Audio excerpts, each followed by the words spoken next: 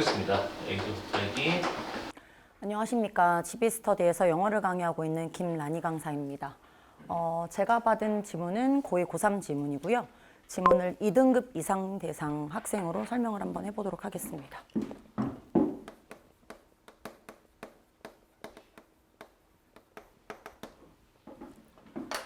일단 첫 번째 지문을 볼 건데 이 지문이 사실은 과학 지문이고 중간에 요 퀀텀 피직스라고 해서 양자역학 같은 거 등장하니까 아이들이 사실은 좀 헉할 겁니다. 근데 실제로 이 지문 자체를 풀이하는 데는 아마 문제가 많이 없었을 거고요. 그리고 실제로 이 녀석이 내신이 출제가 된다고 했을 때는 세부적인 내용을 묻는 일불 문제보다는 주제 제목 요지를 파악하는 대입학 유형이라든지 아니면 순서 배열하는 간접 쓰기 유형으로 변형돼서 출제될 가능성이 굉장히 높은 지문이라고 보시면 되겠습니다. 저는 여기 however이라고 하는 연결사를 기준점으로 첫 번째 단락이랑 두 번째 단락으로 나눌 거고요. 첫 번째 문장을 통해서 소재 확인하고 그리고 후반부에 핵심 문장들 파악해서 주제 제목 요지만 도출해내는 걸로 그렇게 진행해 보겠습니다. 일단 첫 번째 문장에 측정되어지는 현상이라고 해서 우리의 과학적인 현상 요게 이제 핵심 소재로 등장한다고 보시면 되고요.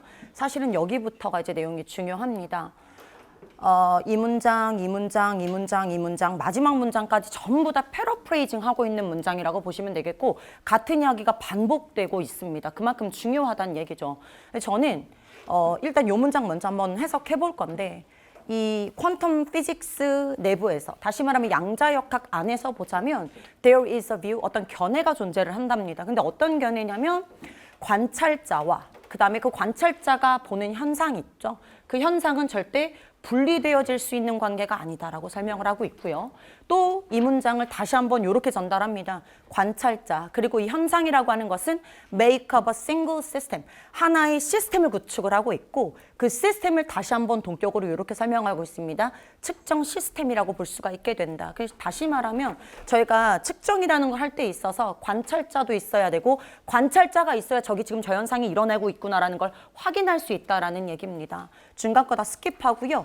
여기 마지막 문장 중요한데 여기서 이제 reality and how it is measured form an inseparable whole이라고 해서 현실인데 여기서 말하는 현실이라고 하는 건 저희가 지금 확인한 현상이라고 보시면 되겠고요. 그 다음에 어떻게 측정돼야 되는지 그 방식 자체는 앞에 나와 있는 measurement라고 보시면 되겠습니다. 그래서 다시 한번 우리가 보는 현상과 관찰하는 방법, 즉 관찰이라고 하는 것은 결국엔 분리할 수 없는 전체를 형성하게 된다. 즉 불가분의 관계다라는 걸 말하고 있다라고 보시면 되겠습니다. 그래서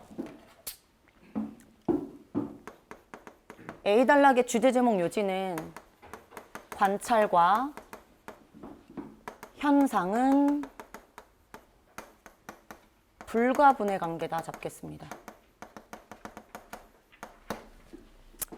1번의 체크 포인트 잠깐 보시면 가주어고 진주어입니다. 그리고 being부터 measured까지가 앞에 있는 phenomenon 꾸미고 있는 분사고요. 대절 내부의 실제 주어는 phenomenon이고 여기 나와 있는 is가 본동사가 되겠습니다. 그리고 연속은 보어로 여기서 문장이 끝이 납니다. 그리고 나서 no matter how it is measuring이 들어오게 되는데 no matter how는 저희가 이제 복합관계 부사라고 해서 however 정도로 바꿀 수 있게 되고 how 같은 이 단어의 자체 품사는 사실 부사입니다. 그러면 얘가 이끄는 뒷문장의 구조는 완전해야 되거든요. 근데 여기 지금 보시면 measure이라고 하는 단어가 타동사고 타동사가 능동값으로 쓰여 있으면 뒤에 목적어가 살아 있어야 됩니다. 그런데 불완전하죠. 그럼 여기 이제 얘가 아니라 이때 it이라는 목적어가 주어로 빠져서 수동태로 전환됐다고 했고 이때 it이 앞에 있는 phenomen이라고 생각한다고 하면 현상 자체가 측정이 되어져야 되는 상황이기 때문에 여기 measuring을 measured라고 하는 수동태로 전환하도록 하겠습니다.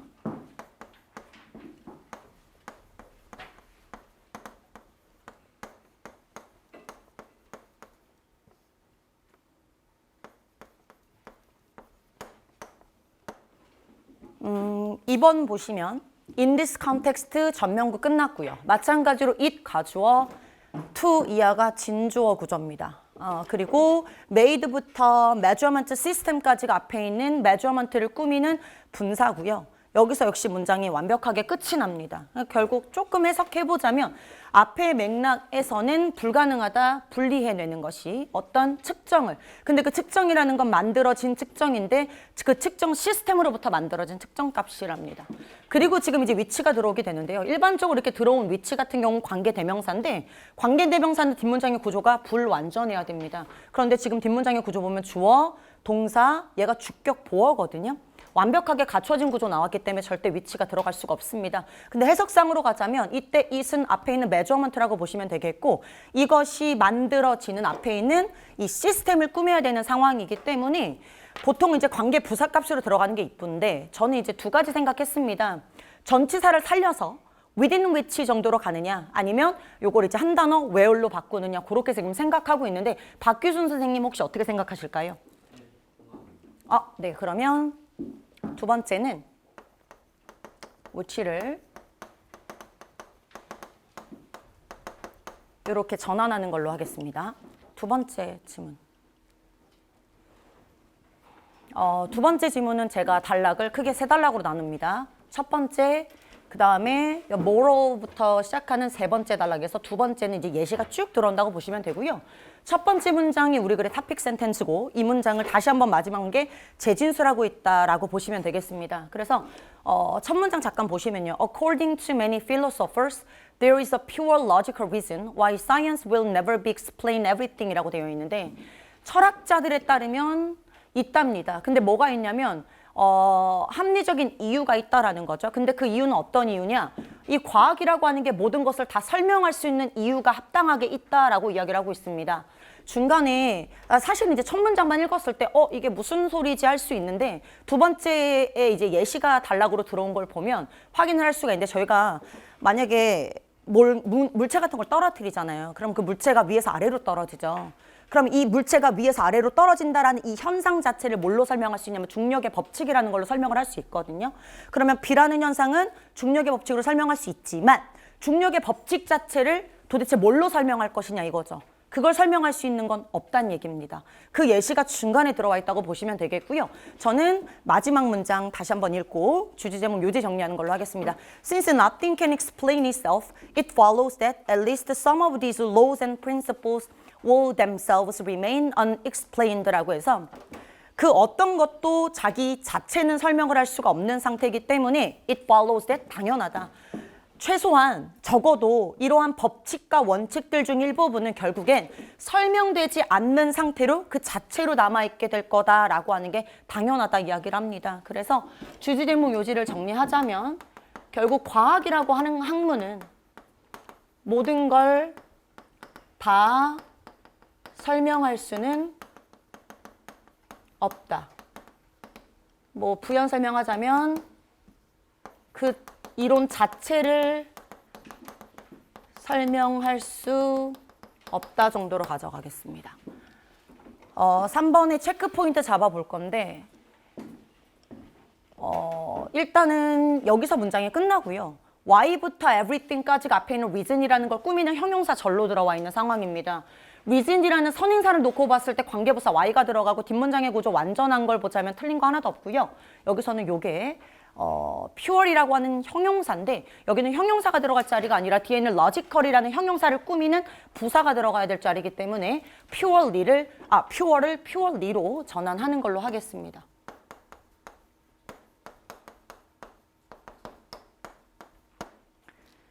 3번은요.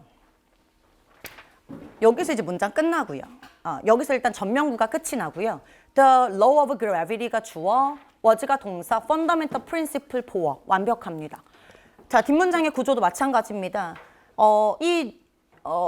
중력의 법칙이라고 하는 건 설명해 줄 수 있습니다. 다른 것들은 설명해 줄 수 있습니다. 그러나 뒤에 이 똑같이 지금 생략되어 있는 상태고 중력의 법칙이라고 하는 것은 could be explained. 문장 사실 끝났습니다. 여기서 지금 보면 could be가 이형식 동사의 explained가 주격 보어로 들어와 있거든요. 설명되어질 수 없다. 여기서 it이 들어갈 수 있는 자리가 절대 아닙니다. 문장이 이제 완벽하기 때문에 이거 목적어라고 보기도 힘들고요. 근데 여기서 내용상 결국에는 그 중력의 법칙이라는 것 자체가 자기 스스로는 설명해 줄 수가 없다라고 해서 오히려 여기 이 자리를 itself라고 하는 강조의 의미를 나타내는 제기대명사로 전환을 하면 아마 글의 구조가 좀 더 완벽해질 거라고 생각을 합니다. 그래서 저는 it이라고 하는 대명사를 itself라고 하는 제기대명사의 강조용법으로 그렇게 진행해 보도록 하겠습니다. 영어과 선생님들 혹시 이견 있으실까요? 1번 같은 경우는 아까도 말씀드렸지만 how 뒤에는 문장 구조가 완전해야 되고요. 뒤에 문장 구조 보면 주어 동사, 이때 measuring이 타동사기 때문에 목적어 부재고 목적어 is를 앞으로 빼서 수동태로 전환했다라는 점을 감안하자면 1번의 measuring을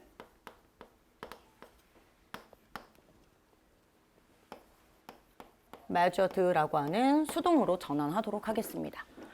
그 다음에 두 번째 보시면 which 같은 경우는 관계 대명사로서 뒷문장의 구조가 불완전해야 됩니다. 그런데 지금 뒷문장의 구조 완전하고요. 그래서 앞에 있는 시스템을 꾸미는 관계 부사의 격으로 가져간다고 하면 전치사 앞에 넣어줘서 within which나 in which로 전환하는 게 이쁘다고 판단을 합니다. 그래서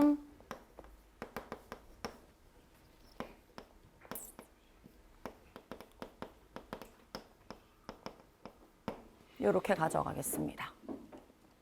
3번 올려주세요. 그리고 3번은 사실 3번은 사실은 조금 문풀하기에 아마 수월했었을 겁니다. 러지컬이라는 형용사를 수식하는 부사 자리이기 때문에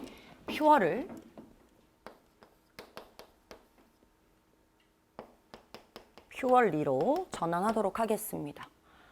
그리고 마지막 4번 같은 경우는 여기는 이미 it을 빼고 문장 구조가 완벽하게 성립되어지는 상태이기 때문에 오히려 주어 it을 강조하는 강조의 제기대명사 itself로 전환하는 걸로 하겠습니다.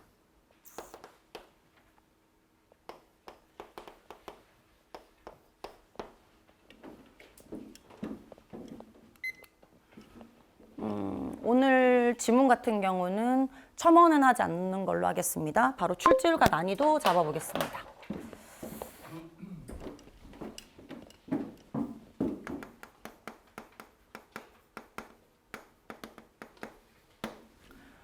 어, 1번 지문은 능동과 수동을 판단하는 문제 유형인데 내신, 그 다음에 모의고사 무조건 출제가 됩니다.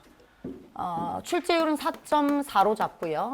난이도 같은 경우는 지금 저희 문제로 따졌을 때는 그렇게 난이도가 높지는 않았습니다만 일반적으로 아이들 능수동 판단하는 거 많이 어려워하고 저게 좀 더 딥하게 들어가면 이 동사가 자동사인지 타동사인지까지 같이 또 판단하는 문제들이 적용이 되기 때문에 난이도는 저는 3.8 정도로 가져가는 걸로 하겠습니다.